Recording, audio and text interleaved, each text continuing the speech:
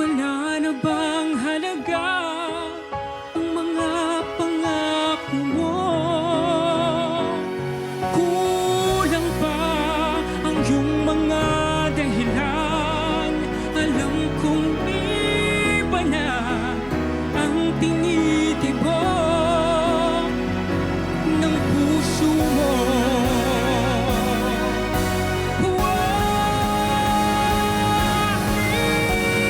Iba na, ibang-iba ka nga.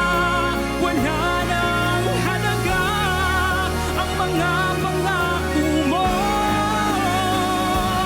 Kulang pa ang iyong mga dahilan. Alam kong iba na ang tinitibok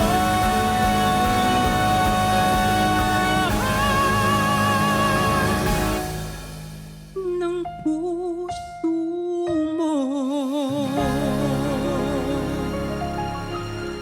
Vilmark Veray! Thank you so much, thank you.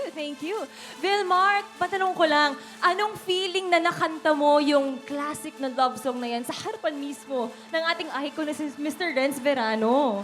Actually, sobrang saya kasi pinapakinggan lang to ng parents ko nung mga parang, alam niyo yun, parang tapos this time... Teka, nakahalata, napapakinggan ng parents. Napapakinggan mo rin, di ba? Yun na Kasi nga ba recent, sinasabi ko eh. Naku, patay tayo dyan! Parang mali po yan. Recently nga ba lang eh. po, recently lang yung pinakinggan. Recently lang po pinakinggan ng parents ko actually. Yes. Parang last year nga lang po eh. Last year lang, So, diba, Sir Renz? Tama po. Alam mo, maganda na sana yung sasabihin ko. Oo eh. Nagbago yung Kaya ihip lang ng parang hangin. nung narinig mo sa yung mga magulang, medyo, teka muna. Oo eh. Positive na kanina eh. Actually, nasa playlist ko po eh. Oh, nasa playlist naman pala. Ilang taon ka na? Parang ayoko din sabihin yung edad Ayaw ko. na niya. Pero ito na nga, Icon Renz. Alam niyo po ba na isa ring songwriter si Vilmark? Meron ka ba dyang tips pagdating sa songwriting po? Ay, alam mo, Vilmark, unang-una, ang gagawin natin, yung iyong performance kanina.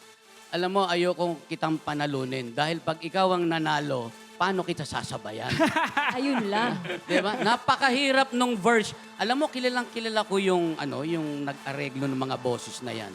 Talagang pinahirapan ka. Dahil alam niya, mahihirapan din ako. Napakahusay. Ang kailangan lang siguro, build up mo pa. Kasi alam ko, kinakabahan ka dahil kaharap mo ko. At sa susunod, huwag mo nang sasabihin yung mga magulang. Tama. Yan Noted ang po. pinaka-importanting sinabi mo today, Sir Renz. Narinig mo ba yon? Narinig ko po. Actually, ako po talaga yung nakikinig dun sa song na yun. Nasa playlist ko po yun. Hindi po yung parents ko. Okay, Actually, thank you. Joke lang.